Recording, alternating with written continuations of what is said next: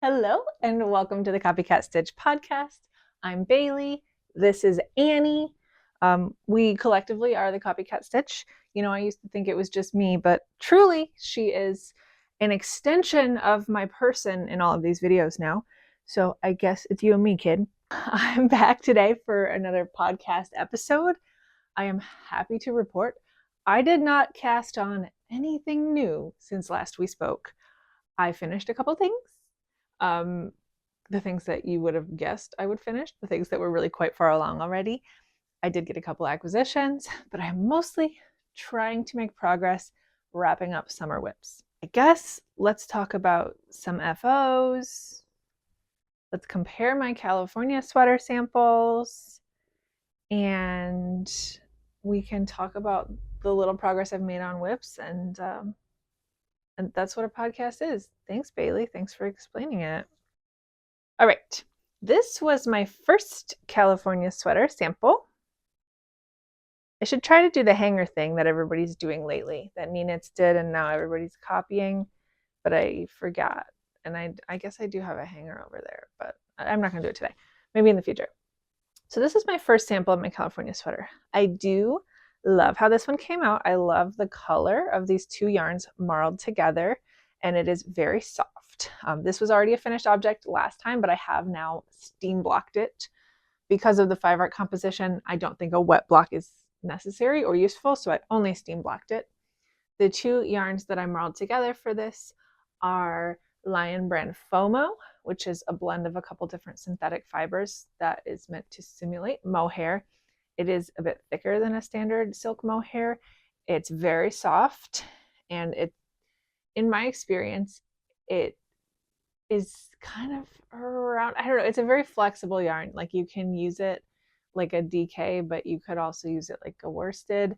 I've held it double for a bulky weight project before, but this particular pattern, the California sweater by Knit California, as if you're interested, she's put out a bunch of information about this recently on her Instagram page, and she's explained it in her own podcast about the gauge and yarn composition that this was intended for. So it's inspired by the gauge of the Lento sweater.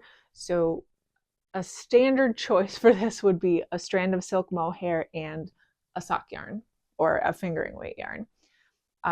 I chose to use that FOMO as the fingering yarn in this sweater because I knew it's such a flexible yarn. It's so soft and floaty and lightweight, but also it's very versatile, basically. And I held it with a silk mohair that I've had in stash for a long time. I believe it's called Molly Girl, or it's from Molly Girl Fibers, and the colorway name was Motown.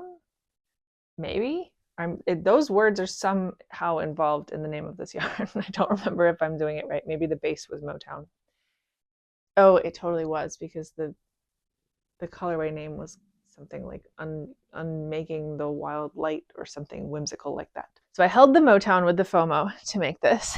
It's pretty drapey. The bind off is really stiff. That's the only part of this that I don't like. The bind off is not stretchy at all, and I did try to do my best to make it a little stretchy, but I did a tubular bind off. I cut the mohair strand and only used the FOMO, and it's still a little tight. So for the sleeves, I did not do the tubular bind off because I didn't want that to be the case there as well. And I think that was a good choice. They are stretchy enough.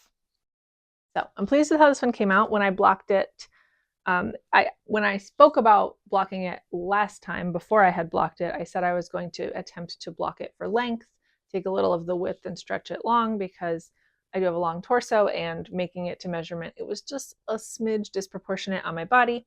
I think that was successful.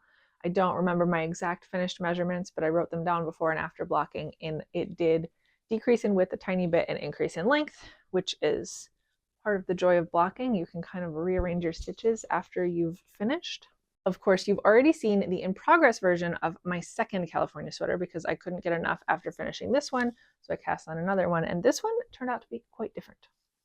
So my yarn composition for this one was also a silk mohair blend for the fluffy lace weight yarn that you're meant to hold together on the large needles to make this super open gauge.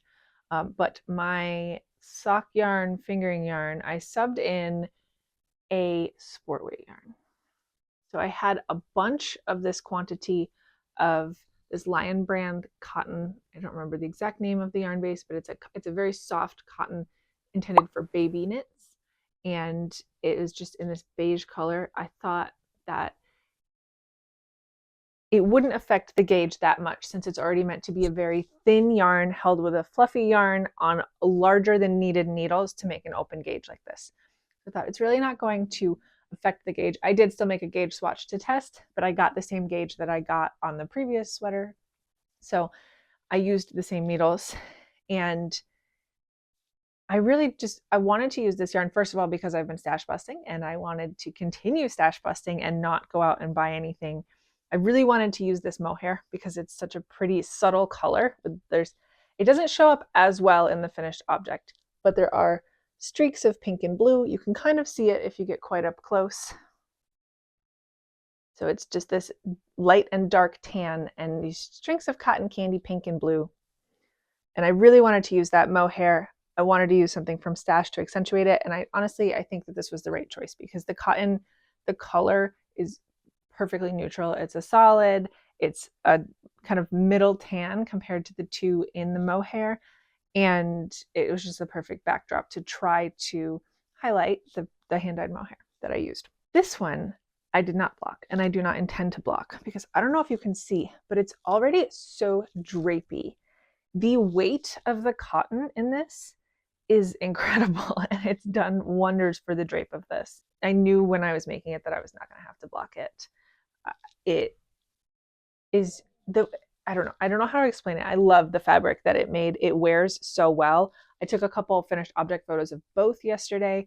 I'll pop a couple in while I'm talking so that you can compare them and see the differences. But the fit is very different between the two.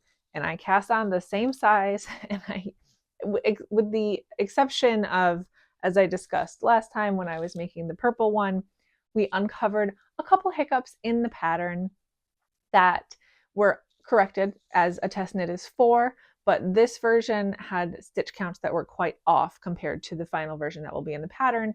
And when I made this one, I was using the updated pattern. So the stitch counts in the body are a little different. So maybe that's part of the fit difference.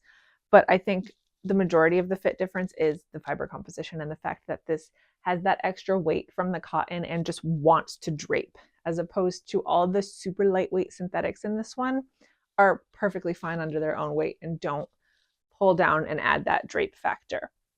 I also did different sleeve options. On the purple one, I did the tapered sleeve, which just has significantly more decreases to taper down before you get to the cuff.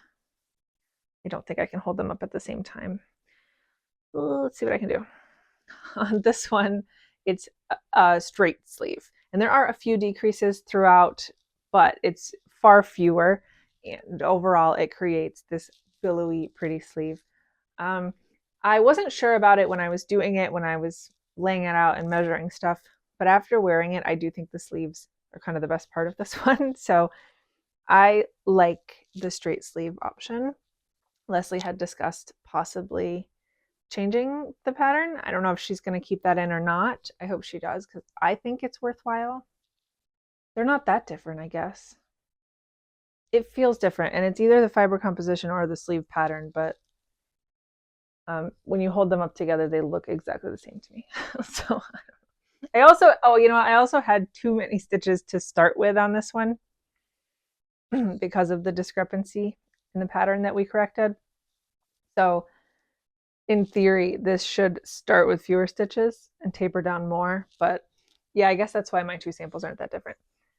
Either way, I love them both. I have not been able to wear them because it is still August and I live in upstate New York, which you wouldn't think is hot, but it is.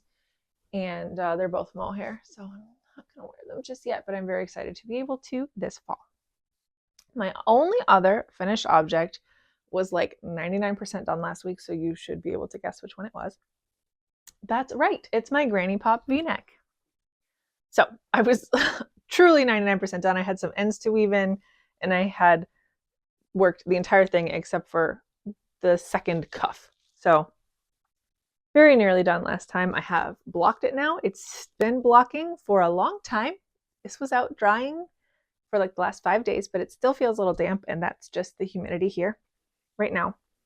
I used a whole bunch of yarns that, if you're interested in the info and the quantities of all these different scrap yarns that I used, or these small quantity yarns that I used, hit up my Ravelry page. I always suggest that. I am not the best podcaster when it comes to remembering to talk about all of the fine details about a project and a pattern, but I do always link the pattern and the yarn and include as many notes as I can think to in my Ravelry pages. So this one's done. I did have qualms about it.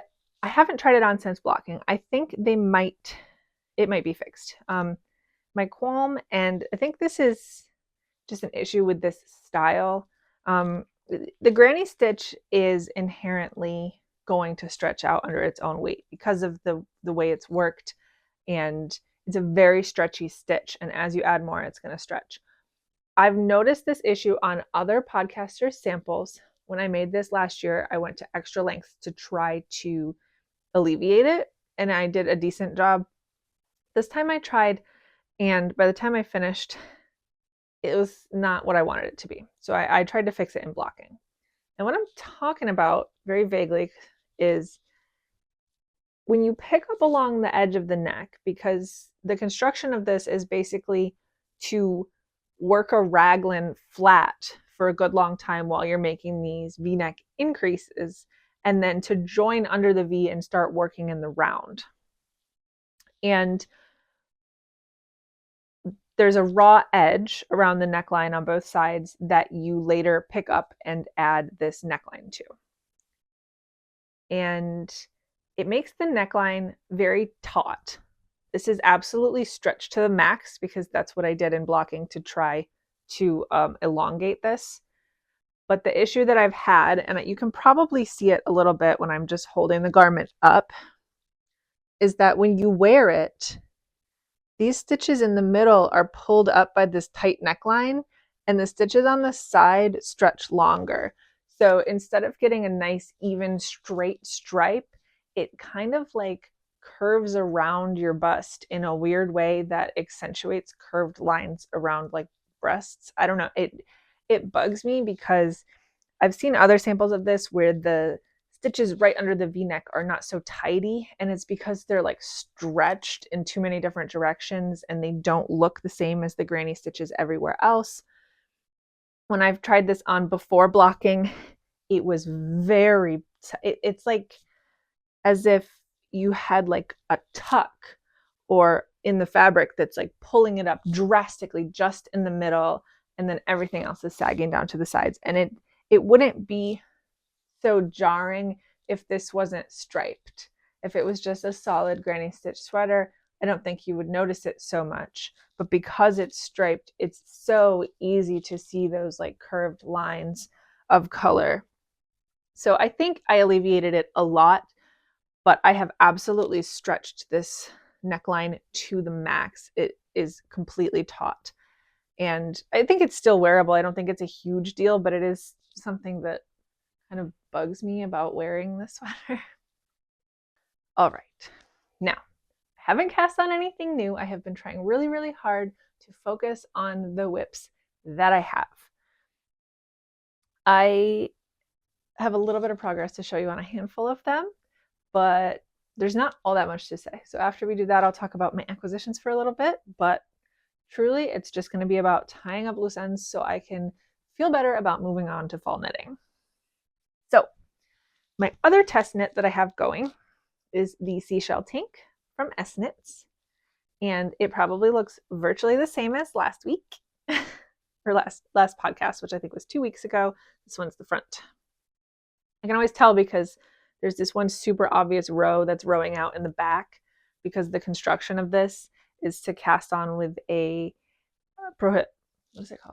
provisional cast on, and then work up the decreases on the back, and then work both sides of the neck and rejoin and knit down, and then rejoin in the round up, picking up the stitches from the provisional cast on. So my provisional cast on row is the singular row rowing out in the back that I really hope is alleviated with blocking. I think it'll be a little bit, and even if it's not completely removed from blocking, it's on the back. So as I've talked about several times, this is a cotton yarn from Lawn du Nord. It is Riet Cotton Soft. The colorway is just a number. It's color 2. Very soft, icy blue, gray, I guess. Maybe icy gray is a better way to describe it. And I did elect to do the bust darts. So those are long done. Talked about those a lot more in the last episode. I have just been focusing on adding length. So this has been my on-the-go knit. This is the one I bring if I'm going anywhere in the car and I know I'm going to be knitting. This is the one I bring to work on my lunch break at work. And I have been adding length, but it seems endless. It's quite long already. The pattern is very versatile, and she basically says knit it to the length that you want it. There's a couple suggestions, but I tried it on a few days ago and determined that I want about 4 more inches added on from the point I was at that day before I do the hem at the bottom and then go back in and do the exciting part that I'm making myself wait to the end to do, because that's what's keeping me going on this project, which is the cute like little crochet border around the edge. So I think you can see here, this one's just my beginning of round marker, but this little pink one is where I was when I tried it on the other day and determined I needed 4 inches. So I need to knit 4 inches from that little pink marker before I'm done. It seems like I've done like 1 inch over the last 3 or 4 days since that. So I guess I need to pick up the pace. This is one that I could definitely be doing more on, but since I'm working on it every single day when I'm going to and from various places, and since I know there's a deadline and I'm not going to let it get out of hand anyway, I haven't really been pushing myself on that one. And there's truly not that much more to be done. The top and the armhole and everything is, the ends are woven in, everything's all set except for the crochet bit, which I don't think is a hassle. I'm looking forward to the crochet bit. And it's just a matter of length and knitting for a long time in stockinette. So maybe I'll go see a movie. Maybe we'll do something else that will get me to work on that extensively. Another one that seems endless to me, but I have been working on a lot, I think this is going to look drastically different than last time, is my ripple crop top. So last time it was very difficult to see because I had all 3 of these sections, the back panel and the 2 front panels, on the same needles, and I couldn't really hold it up properly. This time it's difficult to see for different reasons because I can't hold on any of this. Okay, so as you can see, this one's the back panel because it's quite wide, and I have been working on this a lot. Look how far I am from the sleeve separation. I'm excited about that. It's a light fingering weight. It's this beautiful Tassie Merino. I've plugged it a ton of times. I really love it. It created this cool spiral color pooling on the base of this, which I imagine isn't for everyone, but I've really grown to love the way that the color pooled on this. I had 2 skeins of it. I did not alternate for the entire trunk. I used one. That first skein that I started with got me all the way up one of the front panels, and then I had a really small quantity left to start the second front panel. So I alternated every 2 rows until I ran out of the first skein, which based on my yarn tails was here. So this portion is the only bit of the whole garment that I alternated skeins, and I really don't think you can tell. I don't think it makes that much of a difference, and it's cute anyway. So you can kind of see the front because I have the 2 panels are clear. Obviously they're on stitch holders, but this is the V-neck, and I'm just knitting the back panel until it's the same length as these 2 front panels. And then there's some short row shaping, I believe, and then I will be able to join the shoulders. And I don't know if there's neck finishing. I don't think there has to be. I think the slip stitches and the end of row, just for the V-neck shaping in general, came out really crisp and tidy. There's definitely short little sleeves that are added on, but they're really short. They're kind of like cap sleeves, I think. So that will not be too much knitting. So once I can just get through this will wrap up pretty quick. And I might even be able to wear this once or twice this year because even though it's a crop top. If I wear high-waisted something or if I wear it over a dress, it's super soft. It is wool, and it's such a nice warm neutral. I think it's very appropriate for autumn. So that is one that I definitely intend to finish this season. Another that I hope to finish this season is this one, and I'm not enjoying it, and the yarn is not so fun, but it is so close to being done that I really should be able to finish it, and I have occasionally been forcing myself to work on it. Now, I haven't talked about it on here lately because I'm sick and tired of it, but this is my Zesty Tank. This was a free pattern from Universal Yarn. I'm just using some cheap Hobie sock yarn for it. You can see this is either the front or the back. They're virtually identical. So it's one of those tank tops that kind of comes up at the sides and has a little bit of a mock neck. So that side is done. I just have to make this side identical. I'm not that far from the sleeve split, but it is at least one of those patterns that decreases the whole way up, so each row gets quicker and quicker and quicker. It's worked in this mock cable stitch pattern that is not looking super great on this yarn, but I do think that blocking will open it up and maybe make the stitch pattern look a little bit more even. Even if it doesn't, I don't think it's bad. It's just maybe not the right yarn choice, I guess. I don't even remember why I started this one. I think I just needed something to work on. But this one's been hanging around since last year. I think it would make me feel better before I start my designated fall cast-ons to check the boxes of finishing up some of these old whips. And having already let that one sit through an entire fall and winter and then not really work on it that much this summer, I think it would make me very sour on the project to let it sit through another cold season. So I do want to finish it this year. Okay, and then I have two cardigans that you've seen before that I've put quite a bit of work into over the last couple weeks as well. So this is my I Found Him cardigan. It's not going to look that different, except that I finished the front panel. So I think last time, this is the back panel, which I've already shown you. This is a pattern from the Outlander knitting book. I cast on, so last week I was working on this. I think this is the left side of the cardigan.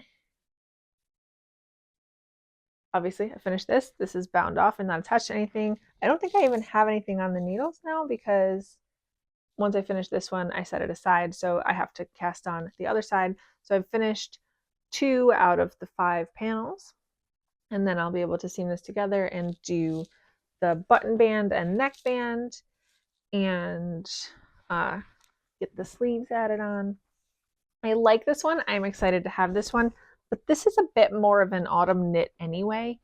So I haven't been pushing myself that hard to finish it. I mean, I guess that's true of the next thing, the next project I'll show you as well, but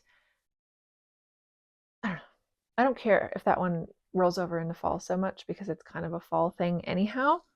This one is my Mohn cardigan, which I had talked about a ton. I haven't worked on for a while, and I picked it up the other day and I got through a bunch all at once. So I haven't showed it in a bit, so I'll show the shell of it. This is knit in panels, or no, it's not. This one, the entire trunk of it underneath the arms is knit in one big piece, and then you separate into 3 panels above the arm split and seam up the shoulders. So obviously I've already done that.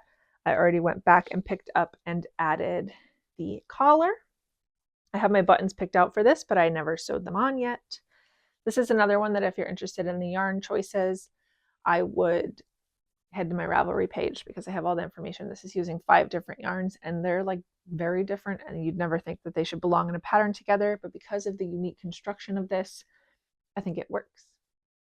Because this tuck stitch, you're basically just making a stockinette stripe of the contrast color and then going back in front of it and doing tuck stitches with the main color. So I don't think it really matters what the gauge of these contrast colors is, because ultimately it's just going to be tucked behind the main color anyway.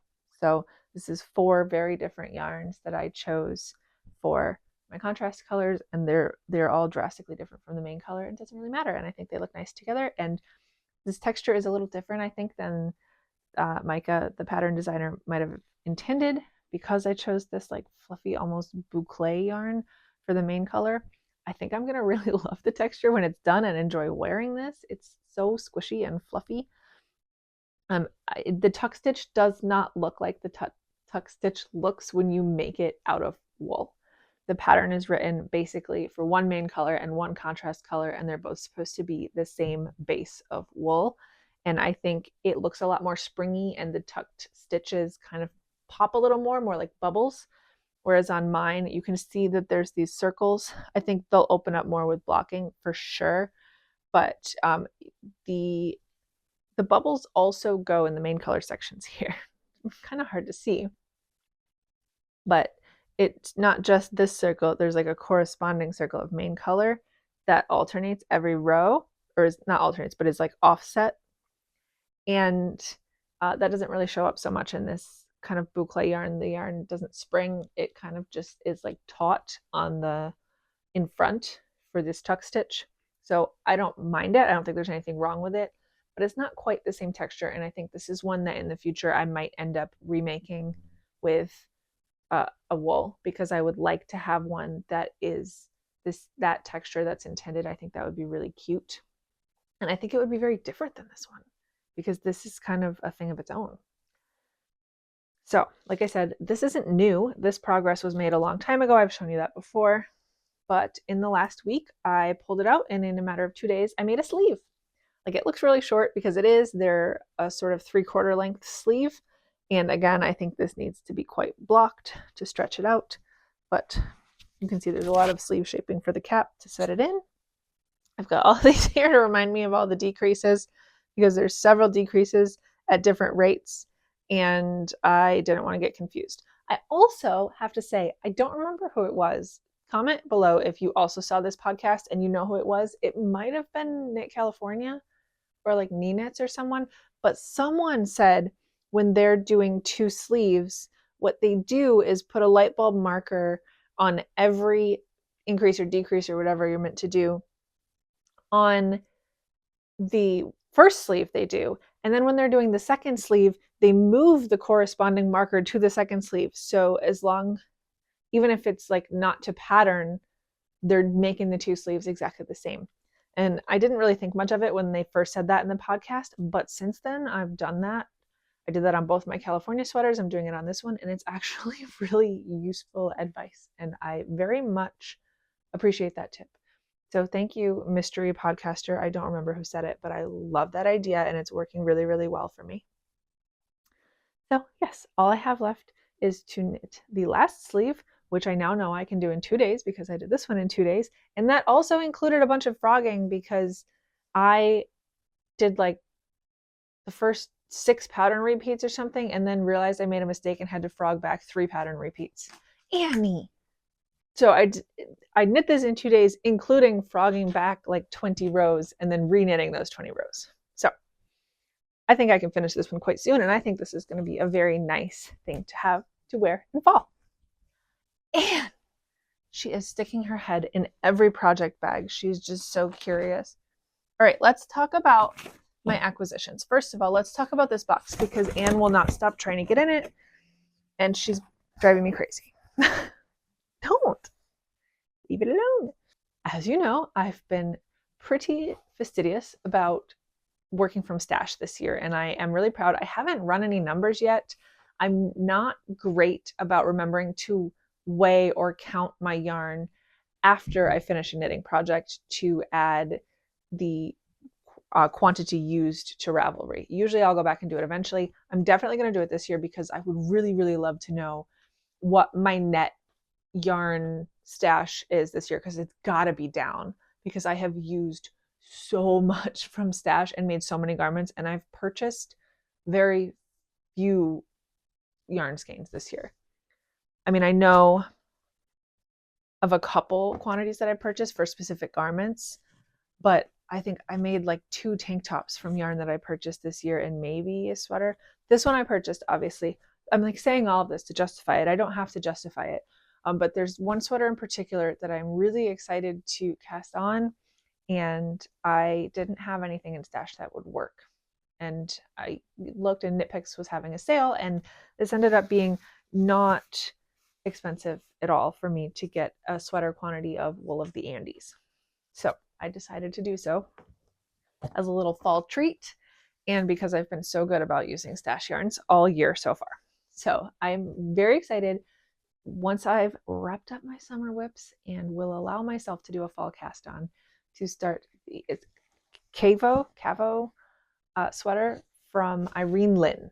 I think it's so beautiful. I've been super loving everything she's designed lately, and I've always loved her designs. I always favorite them. They're so cable and texture heavy that they're a little intimidating to me because while I love the look of them when they're done, I'm not great about paying attention to my knits.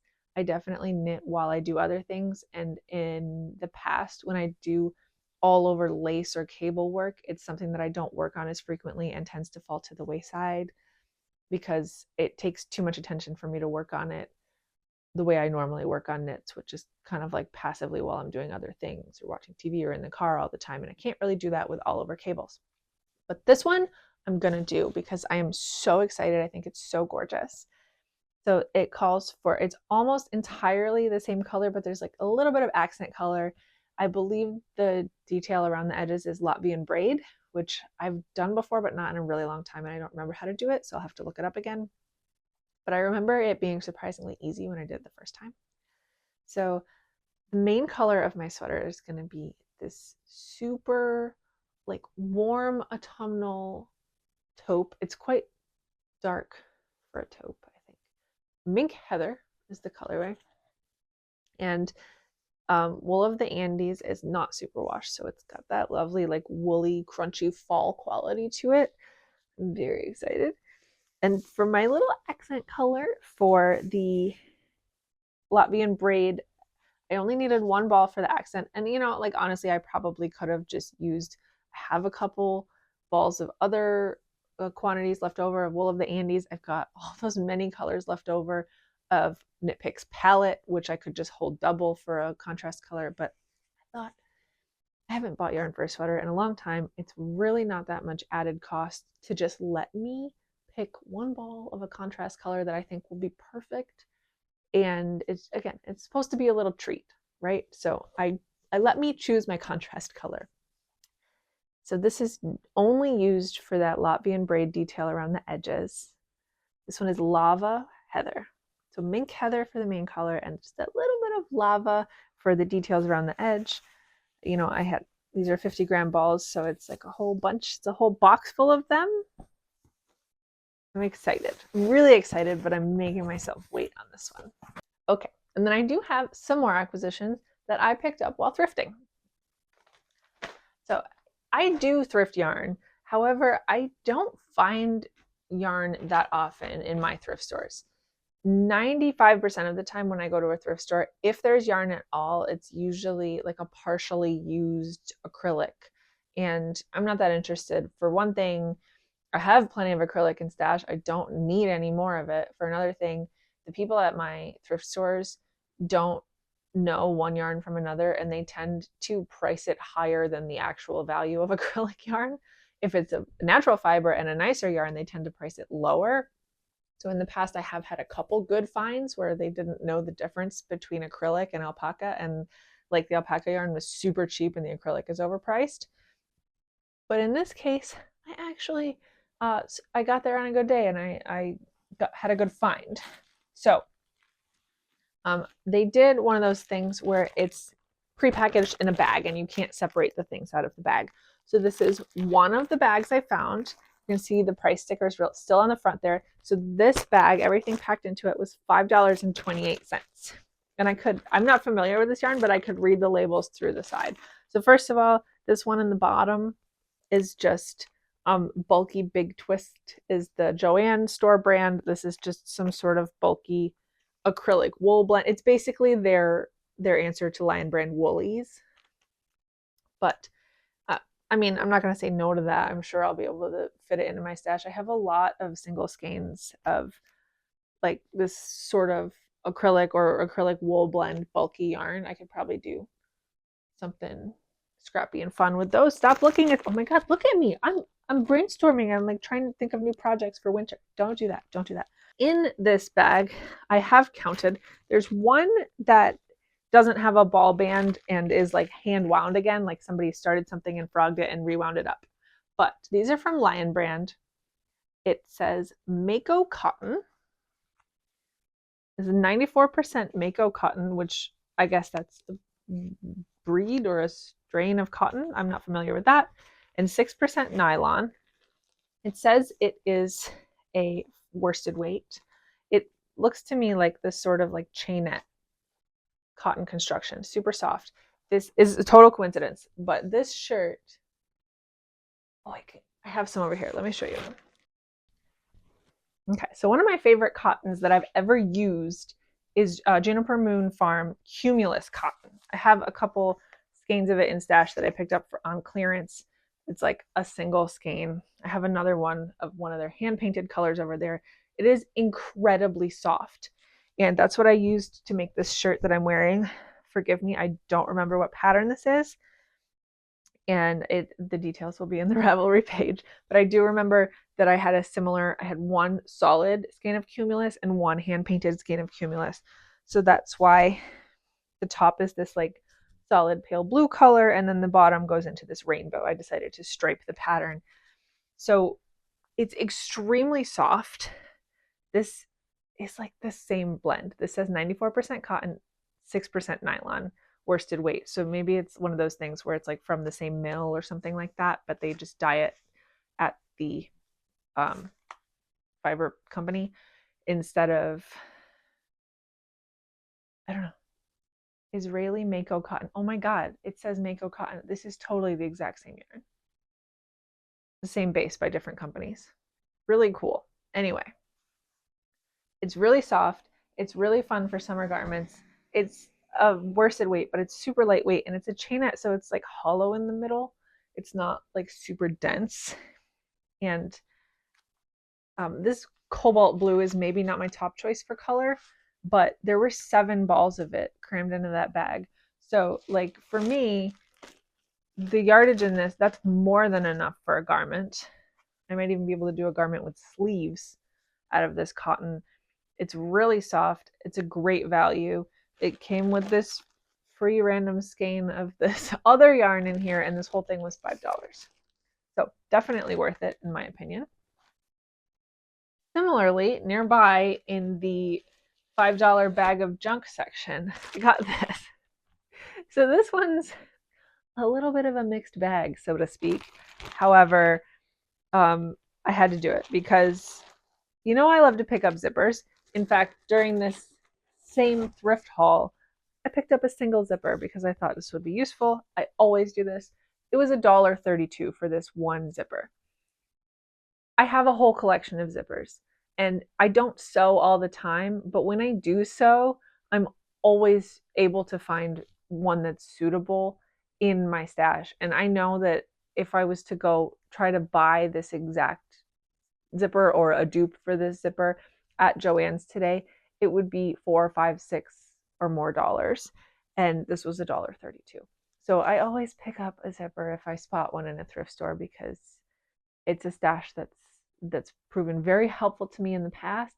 And even if I have a bunch that I'll never use, at least I know that like I have options when I'm sewing. It's worth it to me to have like 50 zippers for $20 as opposed to getting the exact 4 zippers I need for $20.